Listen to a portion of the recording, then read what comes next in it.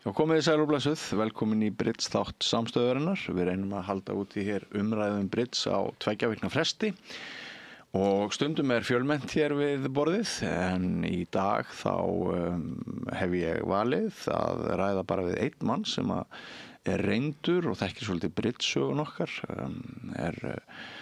velkunnugur þjálfun, unglingaliða í Bridge, kvennaflokks og einnig í opnu flokki. Og hann hefur líka náð mjög miklum árangri sem handboltaþjálfari, gert lið að Íslandsmeisturum og ég veit ekki hvað og hvað. Og mér langar svolítið að fræðast munin á svona þegar kemur að afreksstefnu, munin á Bridge-spilinu eða Bridge-spilara og handboltamanni. Og ætli við endum ekki umræðuna svona á að líta til himins hvað varðar daginn í dag, hvernig við stöndum í dag og kannski hvað væri hægt að bæta og breyta í fullkomnum heimi. Vertu velkomin, Ragnar Hermannsson. Takk fyrir. Ég man nú eftir þér fyrir mörgum áratugum. Við erum náttúrulega orðin svo gamlir að maður eiginlega þorir ekki að nefna það. En þú varst erfiður andstæðingur, ég man það. Þú varst svona góður spilari og maður bara virðingu fyrir þér sem andstæðingi.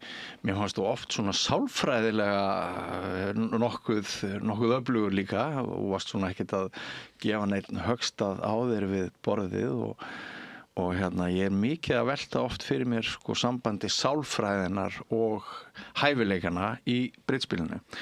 Og ég þykist vita að þú sért nokkuð þú hafi mikið pælt í svona sálrænu hliðinni, þannig að ég svona nefni þetta til sögunar bara til gamans já, mér fannst þú alltaf öflugur sálfræðilega við borðið og ert örugglega ennþá.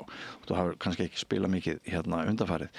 Við skulum endilega ræða þetta svolítið á eftir. En getur þú byrjað á því kannski að hlaupa yfir svona þína aðkomu að þjálfun í Bridge, hvenær kannski hún hófst, hvenær þú varst virkastur í þjálfun og svona byrjum á því. Já, þetta nú eiginlega tengist Jóni Baldursssyni heitnum. Já. Hann var umsjónarmaður unglingastarfs hjá Bridge-sambandinu og hann sá að velja liðið, unglingaliðið og vinna með það yfir veturinn. Já. Og svo var hann auðvitað svo bara upptekinn í sínum afreksbrits að hann var ekki á það bætandi, hann væri að fara með sér lið út. Nei, hvað heldur við þurfum að bakka mikið aftur í tíman núna þegar við erum að Þetta rosa langt, þetta þegar við vorum ungir menn Þetta sé ekki svona cirka fyrir 30 árum síðan, 35 árum síðan. Já, 90 eitthvað. Já. Ég held ég mitt farið með úrlingalandslið til Cardiff 94. Já. Þess við náðum fínum árangri. Þetta skömmu eftir að Íslendingar verða heimsmeistarar í Bridge í Yokohama 1991. Eitthvað svoleiðis. Byrjar svona upp úr því. Já. Og þá áttu við mjög öflugt, það var mjög öflugt úrlingastarf, eða það var mikið á ungu spilur. Ég veit ekki hvort það var kannski endilegt að kalla það úrlingastarf. Það var ekkert svona, fyrir það sem að Jón og aðrir voru að gera, þá var það ekkert engar skipulegar úrlingaæfingar eða neitt slíkt En það var nóg á ungu spilurum og samkeppni. Ég man eftir að hafa spilað á Íslandsmóti yngri spilara í sveitakeppni þar sem þurfti 2 helgar. Fyrst þurfti að skera einhvern svakalegan hóp niður í 4 sveitur og svo var spiluð úrslit og undanúrslit og úrslit helgina eftir. Já, það magnað. Og þá voru líka stór menntaskólar á móti í Bridge-sinum og annað þessum dúr En þetta byrjaði þannig að Jón fær mig í þetta verkefni, hann velur liðið, hann svona kemur að þessari jöfnu þjálfunni við veturinn og svo tók ég törn, fór með hópinn í æfingabúðir, fór með einu svona Siglufjörð og spiluðu þar við heimamenn sem undirbúning fyrir þetta Evrópumót.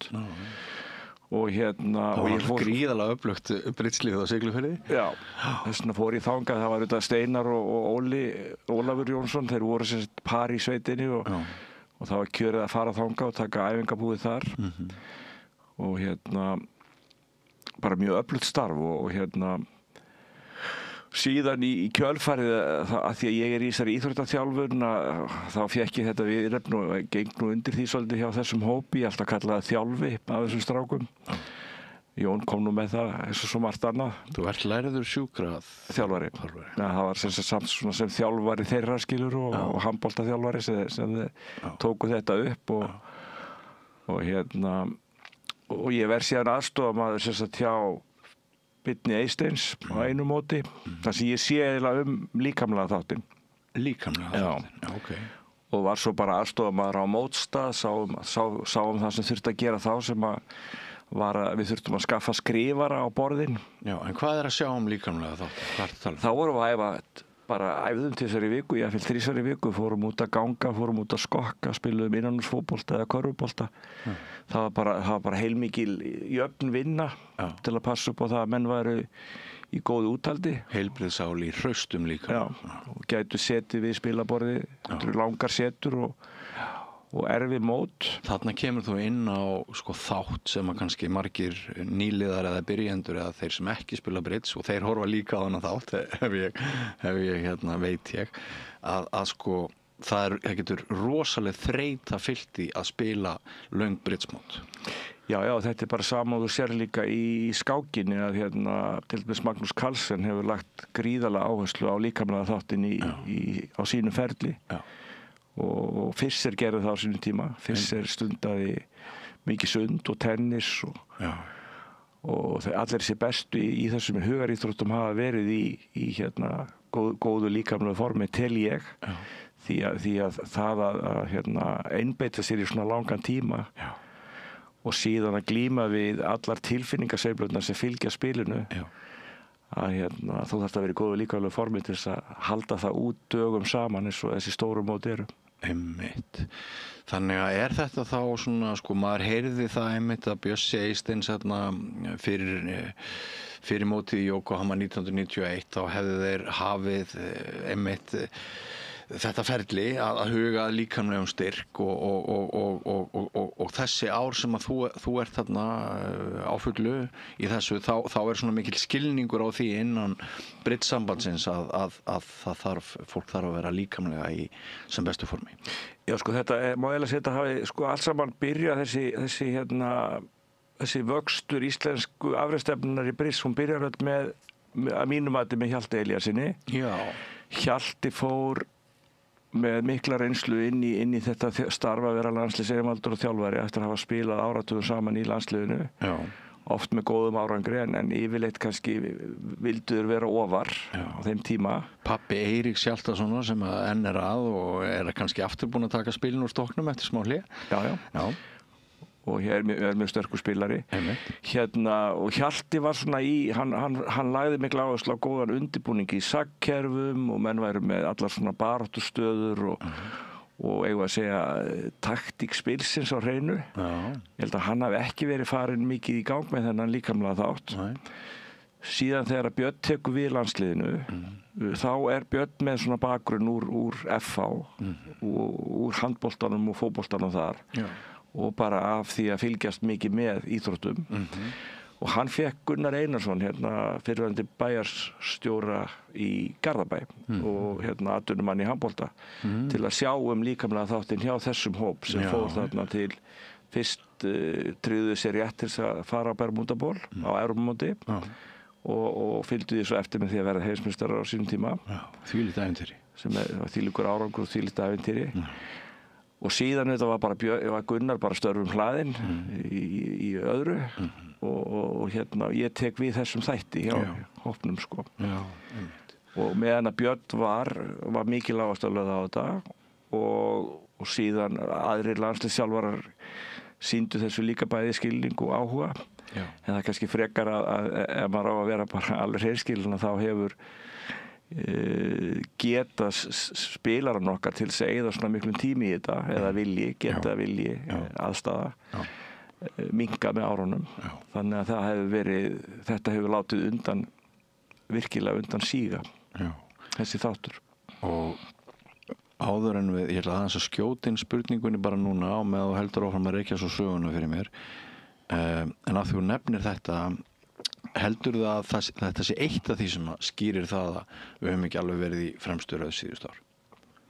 Engin vafi. Bara stutt, við ræðum það betur eftir. Já, það er engin vafi. Ég átti samtal við ónefndar spilari í vikunni þar sem hann sagðist nú vera orðinn gamall, eins og grunnum mætti sjá. En hann treysti sér samt til þess að spila 64 spila leik við hvaða par sem er á Íslandi í dag þegar að kemur úthaldi og einbeitingu. Og ég held að þetta sé verulega vanrækt í dag og vannmetið. Tökum þetta aðeins betur og eftir. Sko, þú ert með unglinga landslið, þú ert með kvennaflokkin, þú ert með opnaflokkin, þú er farið allmargar ferðir til útlanda með brittsópa, ekki satt? Já, sko, sem fyrirliði hef ég farið einu sinni með kvennalandsliðið og 3 sinnum líklegast með unglingalandsliðið og 3 sinnum með opnaflokkin. Já. En ég hef svo farið með Kalla Sigurhjartar þegar hann var fyrirliði og Birni Eysteins sem svona skrifta og þessi sem sagt líkamlegi tók þátt í líkamlegum undirbúningi fyrir móti. Já. Og nú hefur kannski upplifað það að þið lögðuð upp og það voru ákveðna væntingar í gangi og stundum þá einhvern veginn gekk bara allt upp, fjall saman, hugur og sál og líkami og geta og frábær árangur. En í öðrum mótum þá kannski gekk bara illa og maður eins og þú reynir að velta fyrir sér hvers vegna. Auðvitað er alltaf einhver smá heppnistáttur í Brits, við veitum það. En við ætlum ekki að ræða hann, það er ekki það sem skiptir mestu máli, ekki til lengri tíma. Hvað fórstu snemma að reyna að setja fingur á hverju gekk þetta svona vel núna og hverju gekk þetta ekki vel? Ég get bara fullir það í þetta eina skipti sem að ég farið með lið þar sem að undirbúningurinn var nákvæmlega eins og ég vildi hafa hann, sem var Belgía á sínum tíma. Þar sem við náðum 4. sæti á Evrópumótinu. Að þá fór allt saman. Þá sem sagt var liðið að 4 para landslýshópur var valinn tiltölulega snemma. Það voru allir tilbúnir í verkefnið. Við vorum með parið Magnús og Sigurbjörn á uppleið. Búin að vinna nánast Íslandsmótið árlega í svolítinn tíma í sveitakeppni. Þeir voru algjörlega svona á leiðinni á sinn topp. Jón og Þorlákur voru mjög öflugir, þétt par með langa spilareynslu og þetta gríðarlega getu, báðir heimsmeistarar í Brits. Og síðan þurftum við að velja á milli 2 para og Einar Jónsson sá það að þjálfa eða koma að vinnu þeirra 2 para og allra parana allan veturinn. Já. Hann var hinn raunverulegi landsliðsþjálfari. Jón og Þorlákur voru virkir hjá honum og ég held að Magnús og Sigurbjörn hafi svona nýtt sér það en verið líka svolítið að vinna í sínum ranni. Og hinn pörin 2 sem voru þá minni mig Ómar Olgeirs og Sveitrúnar og Þröstur heitinn og Júlíus Sigurðsson. Þau voru sagt, á reglulegum æfingum hjá Einari. Síðan velur Einar liðið. Hann velur sem 3. parið. Þessi 2 fyrrnefndu voru löngu valin, að segja Jón og Þorlákur og Sigurbjörn og Magnús. Og valið snerist bara annað þessum 2 pörum. Og þessi sveit fer mjög vel undirbúin til Belgíu og átti alveg frábært mót og það má geta þess að þarna erum við fyrir neðan Ísrael sem á þetta deilum hvort það sé Evrópuþjóð í öllu samhengi en eru vissulega með þáttökur rétt, þeir eru í 3. sæti og síðan 2 sveitir sem urðu uppvísar að því að vera með spilara sem síðan voru dæmdir í bann fyrir svindl sko. Já, það byrjað þannig. Já. Þannig að það má alveg færa rök fyrir því að ef það væri sagt, farið í eftir á dómgæslu í svona málum sem stundum hefur verið gert í öðrum íþróttagreinum að þá hefðu við verið á palli þarna. Já, þannig að ég heyri það að þarna er mjög vel staðað undirbúningi, hann er langur, það eru margir sem koma að, það er mikill áhugi, það er hugað að líkamlega þættinum. Manstu sko eitthvað svona andlegt líka frá frá þessum góða árangri að ná þessu sæti þarna, 4. sætinu á þessu móti? Manstu svona hvernig mórallinn var? Eitthvað sem við getum sagt okkur andlegu hliðina hjá spilunum? Já, sko, yfirleitt þegar það hefur gengið vel, þá hefur hópurinn bara verið mjög samstæður og hann hefur haft mikla trú alveg frá fyrirliða og niður í gegnum spilarahópinn á því að það væri hægt að ná árangri. Og það hafi ekki verið miklar efasemdir eigin möguleika á að ná árangri, skilurðu. Engin efi með það. Skiptir þetta mjög miklu máli? Já, skiptir greiðlega miklu máli. Og síðan hafa menn þá verið undirbúnir, það var þá vel farið yfir það í ferlinu að mæta höggunum þegar þau koma af æðruleysi og eins og Jón Jón Baldursson, hann var alltaf að tala um það að svona mót væru seríumót, sko, þetta væri ekki einn leikur í einu, heldur væri þetta 20 leikir. Já. Og það kæmu leikir og það kæmu kaflar þar sem að gengi illa. Já.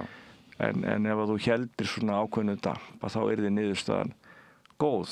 Já. Og það héldu við utan allan tíman á spilast að ég var alltaf með svona plan hvað ég vildi fá mörg stig á dag og ef ég var undir því plani og þá var ég svona veltaði fyrir mig hvernig við getum unnið með það, skilurðu. Já. Og við reiknuðum mótin svolítið út. Ég man til dæmis að þegar við fórum á þetta mót, mér minnir að það hafi verið í Belgíu, að þá var Sveinn Rúnar að senda mér sko upplýsingar andstæðingar? Nei, hann benti mér nú á einhvern tengil sem við notuðum þar í sambandi við kerfiskort og annað slíkt. En Sveinn Rúnar var svona að senda mér svona hugleiðingar andstæðingarna og stöðuna og annað slíkt, og við vorum svolítið og það voru margir sem hringdu í mann. Það var svolítið svona meðan að var þessi mikla stemming að þá voru menn að hringja og svona blása mönnum byr í brjóst og kjark, sko, og þegar maður var sjálfur heima þá fekk maður símtölstundum frá spilurum þar sem þeir voru svona að ræða málin og maður kannski sendið þeim skilaboð eitthvað tilbaka. Þannig að það var svona, þetta var svona ákveðin hópur sem var svona ákveðin þéttni í þessum hóp og áhugi virkilegur á mótunum og hvernig þau spiluðust og hvað væri að gerast og svo framvegis. Sem helst líka í hendur við hvað var mikil fjölmiðlaumfjöllun. Að sko, þetta voru, ég segi nú kannski ekki Britsarar hafi nokksunni verið rockstjörnur, en kannski trommuleikarar í frægri rockhljómsveit, að við vorum það að nefna það áður en við hófum formlegt spjall hér í Britsþættinum að við munum þá til þegar Bjarni Fel var að segja bara í öllum fréttatímum frá morgni til kvölds frá úrslitum í sveitakeppninni í Brits og hvernig staðan var og ef maður hafði áhuga á Brits þá gat maður bara fylgst með því í gegnum nánast beinar fréttaútsendingar og rosaleg stemning, mikið skrifað í blöð, margir Britsblaðamenn að skrifa í mörg blöð. Við vorum að tala um Óla Lára og Þjóðviljanum, Hallur Símonarson, Stefán Guðjónsson, Guðmundur Páll náttúrulega Arnarsson með sitt, Arnór Ragnarsson, ég var að skrifa í dag Tímann og bara það var rosa stemning og Bjarni var með beina útsendingu frá Loftið og þau verður Norðurlandameistarar. Alveg rétt. Og svo var hann með næturútsendinga frá Yokohama. Var í beinu símasambandi við Helga heitin Jóhannesson eða hvort það var Jóhansson, ég var rétt með þetta, sem var þá formaður Brissamannsins og var auðvitað staddur á staðnum þegar við vorum að vinna. Heldur að þetta andrúmsloft hafi ekki haft einhver áhrif á hve margir voru tilbúnir að leggja í rauninni mikla sjálfboðavinnu á sig til þess að reyna að ná árangri eða viðhalda árangri? Jú, það var bara sko, það sem hefur kannski breyst er að þú kemur hvergi inn á heimil í dag þar sem er spilastokkur út í glugga. Svo var það. Það var þannig í gamla dag og ef maður fór, maður var í Hamrahlíð á sínum tíma, þá voru skák sett á borðum og það voru spilastokkar og það var á ákveðnum stöðum í matsalunum var spilaða Brits í hádeginu. Þetta held ég að sjáu hvergi í dag, sko. Og þetta er eitthvað sem er mjög erfitt að bæta upp. Kúltúrin eða menningin hefur bara breyst svo mikið í afþreyingu.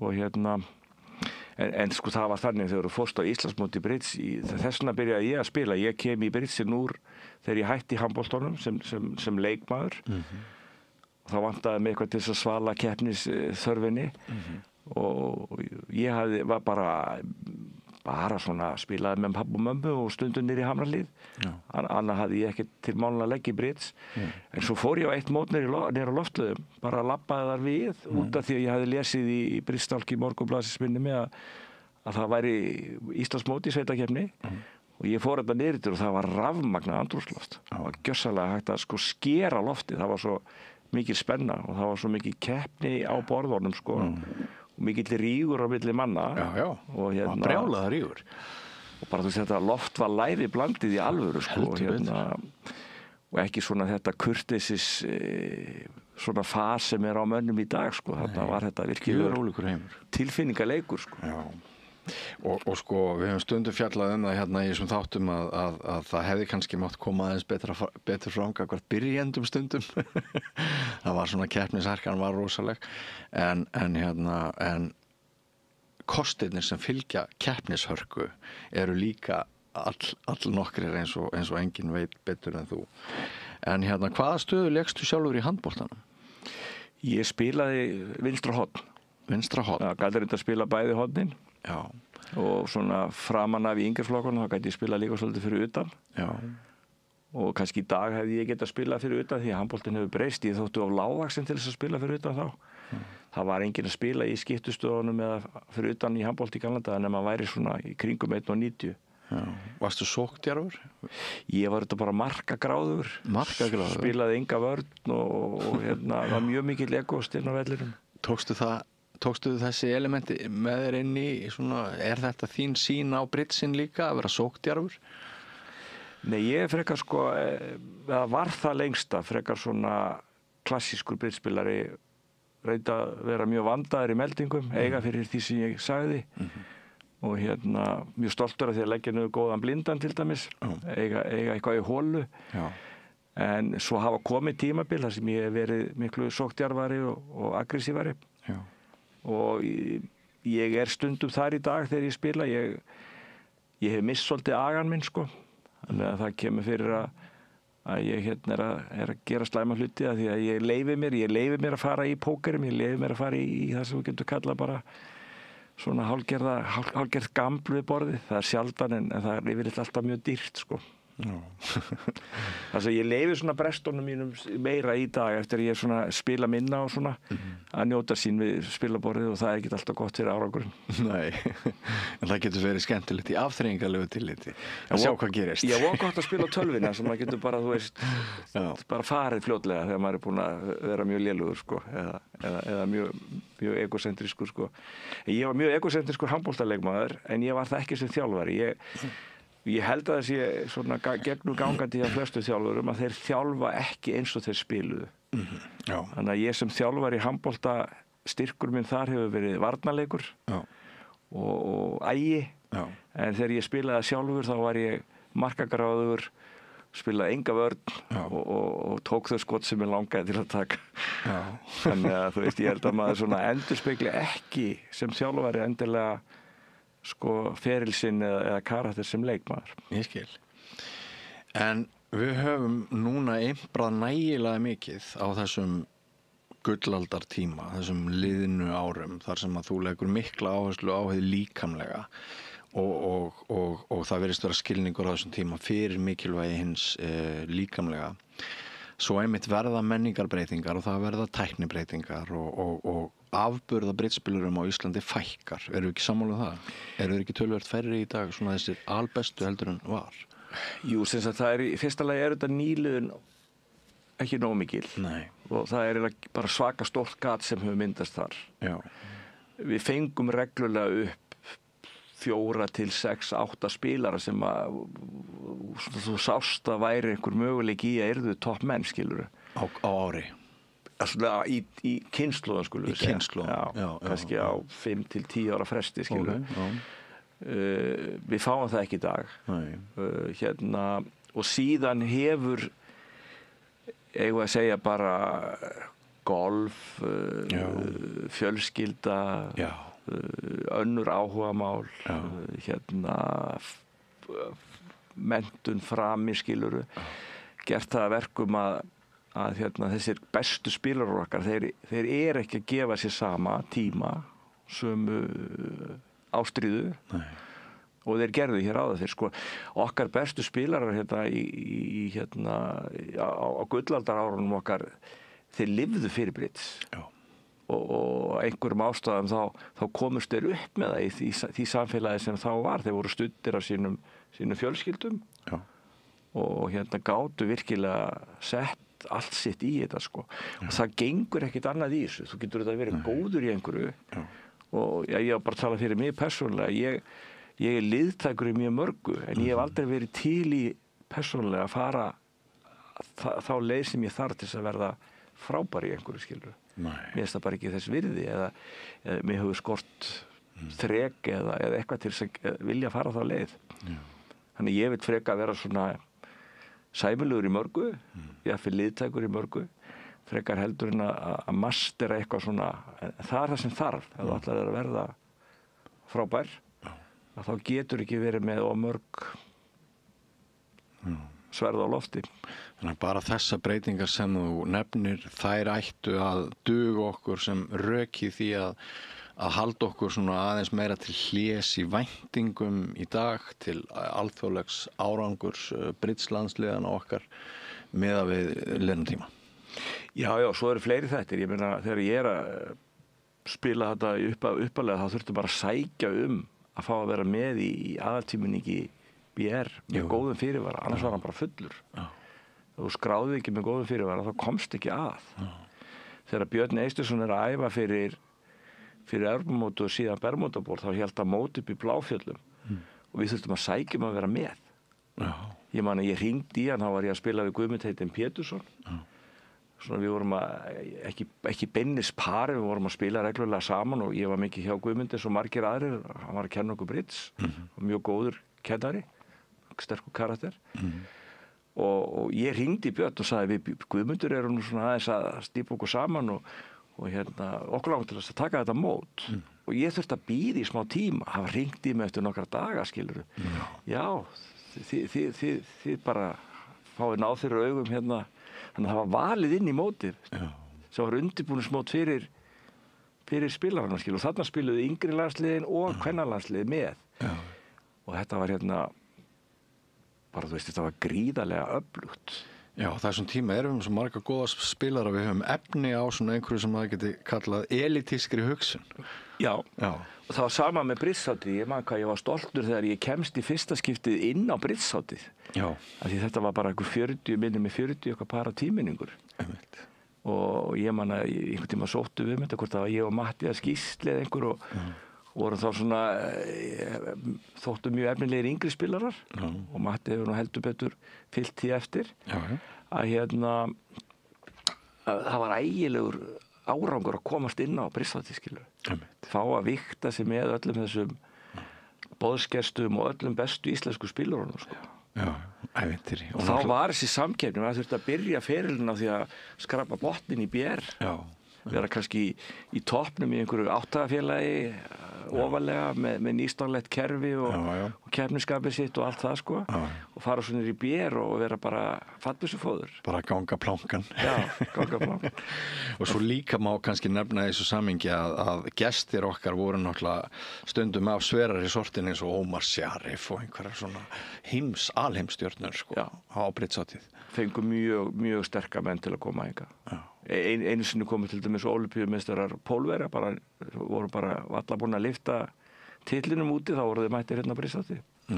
Menn sem var þá nýbúin að lesa sko í bókum og blöðum og var svona að pæla í hvernig pólverjarnir færi að þessu sko. Allt í nú voru þau bara mættir á Brittshátíð.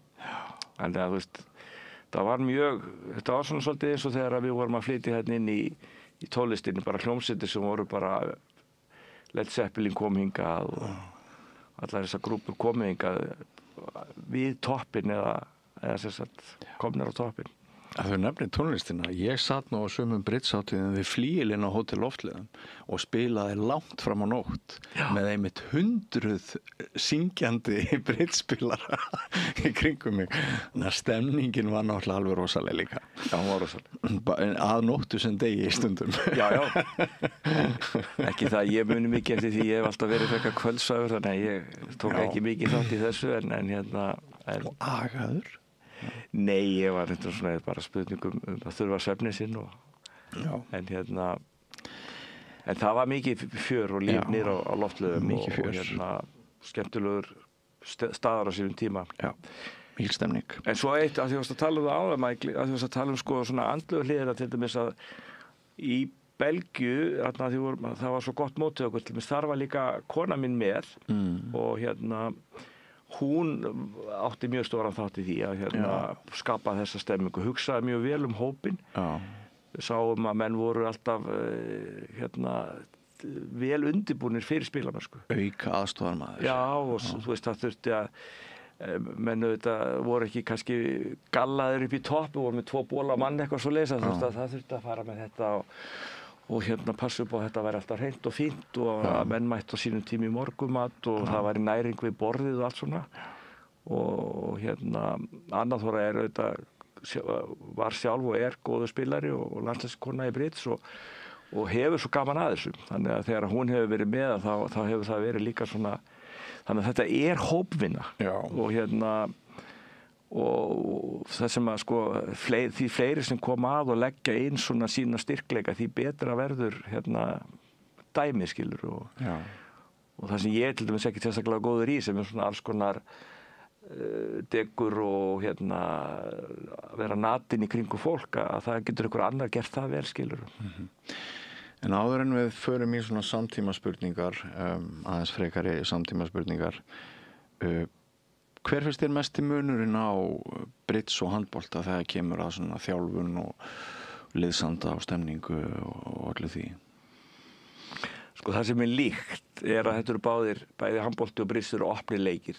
Við getum talað um allar íþróttir sem opin eða lokaða leik. Vítaskot í körfubolta til dæmis dæmi lokadæmi, það enginn að trufla þig. Stendur alltaf á sama punktinum, alltaf jafnlangt frá körfunni og þú ert bara einn.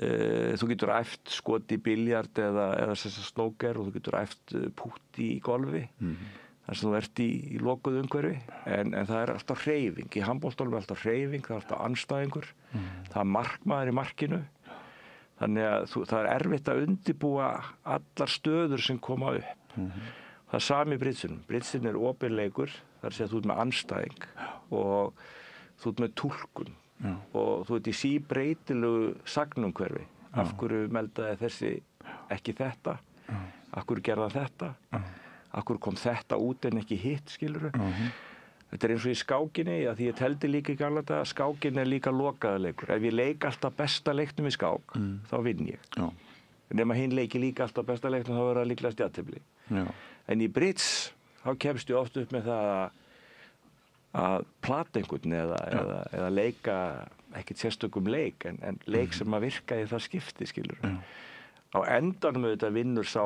briddsmót oftar og reglulega sem að fylgir líkum og er sjálfur sér samkvæmur en þetta er samt sem áður þetta er opinn leikur þetta er leikur þar sem að þú veist þú þarft að bregðast við ólíkum breytum og það er alltaf eitthvað að gerast svo ertu með samstarfið við makkariðinn, þú ert ekki einn í þessu og munurinn þarna á handbolta og bridds er þetta gríðarlega vegna þess að í handboltanum hefur hópinn, þú hefur árat upp í stúku og þú hefur útrásina, þú getur fagnað marki, þú getur ekki staðið fyrir briddsborð og fagnað svakalega og nýttir adrenalínu til þess að hlaupa hraðar en nokkru sinni upp í hraðaplöpunu og dundra á boltanum í markið það er það sem er mjög svo erfitt við bridsin það er sko þegar adrenalínu spýtist út í æðarnar og þú verður að halda haus það er engin leið að þú voru bara einhvern veginn að eyða því það er ekki gagnast þér kannski sem skildi Nei og svo í handboltanum þú kannski átt skot í stöng eða skot framhjá og það segja allir kemur næst koma svo skilur og þú veist og svo getur hlaupið tilbaka í vörn og bætt þetta upp þar sko en í bridgesinum að þú veist það svo erfitt að gera slæman fingubrjót og fá svo kannski svipbrigði eða stuðnu þarna frá makker skiluru eða kollflúfur eða axlaippingar eða eitthvað skiluru í fyrirlitningasvipstundum skiluru og fyrir utan það hvað þú ert óánægður með þig sjálfur þannig að andlega þessi skortur á útrás einmitt það einhver þáttur í bridgesinum sem að ég hef mikinn áhuga á og ég held að sé mjög vanmetinn að það þarf að vinna með þetta að eins og Bob Hamman sá mikli bridgemeistari sagði alltaf skiluru að hann var svo góður í því að spil var bara spil og það var bara búið svo var það bara næsta spil að dvelja ekki við kannski búin að spila 8 spil af 16 þau eru ekkert sérstök en það eru 8 spil framundan þar möguleikiðinn og ég sjálfur til dæmis gerist oft segur það að vera og þetta er það sem háir mér að þú varst að tala að þér hefur fundist ég að vera með einhvern svona andlega styrk við spilaborði að það er ekki það sem ég upplifið með sjálf ég upplifið akkurat öfugt að þetta er minn helsti veikleiki að ég verð fyrir fílu ég verð reiður fæ ekki útrás fyrir reiðina þá get ég verið leiðilegur makker sýnt að mér svipbriði sem að þeir sem þekkja mig vita sína ákveðna óánægju ég fyrir fyrirlitningu pirring skiluru kannski varstu bara leiðilegur andstæðingur kannski ruglaði saman já, það kannski annars skiluru kannski erfiður andstæðingur en þetta er eitthvað sem að ef ég myndi ætti að fara tilbaka og segja hvað gætir þú bætt mest hjá þér sem spilari þá það þessi þáttur hjá mér að dvelja ekki við slæmurspilin láta ekki óánægju mín að koma fram í næsta spil og eftir þú veist og þetta er bara það sem að mér finnst oft skilja á milli og þegar við höfum náð góðum árangri þá hefur maður verið búin að negla þetta inn í höfuðið á spilurunum engin kommentu borðið engin svipriði skilur þið getið rætt þetta þegar þið komið inn á herbergi en bara stutt og engin víkur frá því bara það er bara samkomulega að þetta er regla sem að fólk sem að spilararnir halda eða vonandi og umræðan á bara snúast að því að komast að niðurstöðu hvernig getum við leyst þetta betur næst en ekki hverju var þetta að kenna og svo framvegis þetta er frábært að heyra setja spilin svona hreinskilnislega á borðið og ég ætla líka bara að taka þátt í þessari iðrun og segja það ég hef mjög oft verið hundleiðilegur við spilaborðið jafnt við makkera og andstæðinga og ég er enn að reyna að ná tökum á framkomu minni en og get gert betur en Raggi nú höfum við rætt samanburðin á bridge og handbolta og þú kemur þarna úr þessum 2 áttum við höfum aðeins farið í söguna og eiginlega allt ólíkt með þeim gullaldartíma sem við minnumst báðir en það sem er þó jákvætt við samtíman er að það hefur verið svona nýliðunin kannski hefur ekki alveg skilað sér inn í bridge klúbbana ekki inn í keppnistarfi sem skildi en það er hellingur að nýju fólki að læra bridge það hefur verið mjög góð aðsókn á bridge námskeið og í einhverjum kreðsum þá er bara rosa hipp og cool að læra bridge núna þannig að við skulum nú ekki afskrifa bridgeinn þótt hann hafi kannski einhvern tímann staðið betur og við vonum náttúrulega ég og þú að það verði aldrei að við getum afskrifað bridgeinn því að við náttúrulega þótt við eigum stundum í hatursambandi við þetta spil þá held ég að ástarsambandi sé sterkari á okkur báðum víkjum þá bara svona í lokin síðustu 5 mínúturnar að stöðunni sem uppi er í dag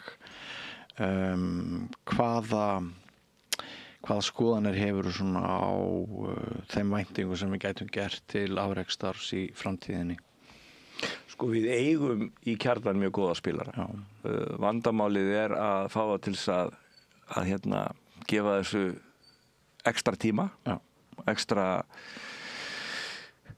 bara kraft skilurðu og einhvern veginn að ná að slípa saman og velja saman samhentan landslýshóp sem að ég held að við séum ekki að fara að sjá fram á neitt gullaldar árangur en við getum virkilega klappað þessum stæðstu og jafnvel komist 2-3 móti viðbót ef allt gengur upp. Það er þessi séns að á næsta Evrópumóti þá endur við nægilega ólega til að komast á í keppni Bermudaból. Það alveg séns. Já, en það þarf auðvitað talsvert að gerast til þess og margt að ganga upp á mótstað. En sko, það sem gott í dag að við erum með mjög dugandi og drífandi framkvæmdastjóra Brissambansins. Heldur betur. Sem að Matthías Imsland náttúrulega kannski bara eina ástæða þess að til dæmis bara þáttur eins og þessir í loftinu. Við erum með úrvalsdeildina í beinni á Símanum á föstudagskvöldum og bara það ótrúlegu kraftur sem hefur komið með honum. Mjög og er svona bara gríðarlega hugmyndaríkur og duglegur í því sem hann að gera. Já. Og ég mjög þakkláttur fyrir það. Já, og ég svolítið sko það sem að ég hef alltaf verið í efisum og ég held að við höfum tekið rannskrif á sínum tíma. Þegar við urðum heimsmeistarar á sínum tíma þá fórum við í svona massabridge. Við fórum úr því að vera með marga litla klúbba, reyndum að sameina þetta saman undir einu þaki. Það kostaði einhvern ákveðin pening þannig að klúbbarnir fóru að renna saman. Já. Þannig að svona ákveðið grasrótarstarf þurrkaðist út. Ég skil. Mér finnst við vera svolítið á sama leiðangri núna með nýliðunina í bridgeunum. Ég held sjálfur, kannski þetta fáránleg hugmynd, kannski óframkvæmanleg, en það sem besta sem við getum gert var að fara í menntaskólana og hreinlega leita að fólki sem hefur gaman af borðspilum, sem hefur gaman af keppni og sem hefur gaman af hugaríþróttum og svona problem solving eða þú veist að leysa þrautir, fólk sem hefur kannski gaman af krossgátum eða gaman af þessum starffræði, Sukoto þrautum eða hvað sem þetta kallast og fá frekar færri slíka einstaklinga og þjálfa þá vel. Þannig held ég að við getum framlengt afrekstefnun okkar. Ég held að við gerum það ekki með almennum aðferðum. Almennu aðferðunar eru fínar með, það er gott að vera með massan á bakvið, en ef við ætlum að fá virkilega sterka afrektsspilara, þá getum við annað gert þetta svona, eða reynt að fara í fráfallegu skákinni líka. Það er fullt af strákum í kringum 2000 elostið í skákinni, sem fara ekkert mikið lengri það, en getur orðið toppur í spilara. Þetta áhugaverður punktur hjá þér. Þannig að þér finnst skákin og bridgein vera að sækja sér snildina í sömu heilastöðar? Að mörgu leyti, já. Og ég meina margir af okkar bestu bridgespilurum í sögulegu samhengi voru svona 1800-2000 eloskákmenn, skilurðu. Góðir í skák, en ekki nógu agaðir eða nógu miklir nördar innan gessalega strákurum minn nú skákmaður sko. Já, og mjög góður. Já, það þarf sko mikið nördisma í bland við ástundun og annað slíkt sko. Já. Til þess að þetta er svo mikil einangrunar heimur að vera skákmaður. Þú ert alltaf einn. Já. Bridgeunum hefur þú alltaf félagskapinn. Já. Og þannig að það fullt af örugglega efni við sem við gætum náði þar en við þurfum að leita á honum. Já. Við þurfum að búa honum til aðstöðu þar sem hann getur síðan þjálfa sig og fengið kannski okkar bestu spilara til þess að kenna sér og ég fyrir að spila þess við sig. Það er eitthvað sem ég fekk að njóta þegar ég kom inn í Bridgeuna. Allir okkar bestu spilarar, ef þau sáu að maður gat eitthvað, þá voru þau tilbúin að hjálpa manni. Já. Þeir réttu eitthvað að manni, þeir spiluðu við mann, þeir keyrðu mann heim eftir mót, spjölluðu við mann, skilurðu. Maður var tekin inn í eitthvað umhverfi sem mönnum þótti væntum og langaði til að flytja áfram. Og ég held að ef við myndum finna þessar strákar og stelpur sem ég held að séu til, sem að væri tilbúin í þetta og síðan væri úlingarlagsleg starf sem tæki við þeim og ferðir á mót erlendis og annað slíkt, skilurðu, að þá gætu við framlengt í afrekshópnum okkar verulega. En eins og ég segi, ég er búin að viðraða þessa hugmynd sko, eða viðrana segi ég í gegnum tíðina, en menn hafa alltaf verið á þessari leið. Við skulum bara halda námskeið, við skulum bara fá nógu marga, skilurðu. Ég held að það er í tísku í dag að fara á námskeið, hvort sem það er bristnámskeið, matvörustunámskeið, flugurnýtingarnámskeið. Þú veist, þetta er bara hluti af lífstílnum í dag. Ertu búin að fara á námskeið? Ertu með einkakennari í golfinu, skilurðu? En fæstir af þeim sem eru með einkakennari í golfinu eru að stefna því að verða sko einhverjir toppspilarar. Þeir eru svona að lækka forgjöfuna sína úr 20 niður í 16 eða eitthvað, skilurðu. En spennandi möguleikar og gaman að fá þig hérna í Bridge-þáttinn, Ragnar Hermansson. Takk fyrir að koma og takk fyrir að miðla reynsluðinni og rifja aðeins upp með okkur hluta sögunar og ég bara hlakka til að hérna mæta þið næstu í grænaborðið og við ætlum þá að reyna að standa við stóru orðin og hefða okkur eins og menn, eða ekki? Jú, nákvæmlega, vera góðir arfstæðingar, að segja kurteisir og ennþá betri makkerar. Ljómandi. Og takk fyrir að bjóða mér. Já, takk fyrir komuna, mjög gaman að fá þig. Nú, þættinum þá lokið, kæru hlustendur og áhorfendur. Ef allt gengur upp hjá okkur hér, þá sjáumst við aftur eftir 2 vikur. Reynum að frumsýna þessa þætti alla jafna klukkan 5 á sunnudögum. En svo hægt að nálgast þetta endalaust á YouTube og við erum á Facebook og út allt. Þannig að vonandi höfðu þið gaman að þessu spjalli. Verið sæl.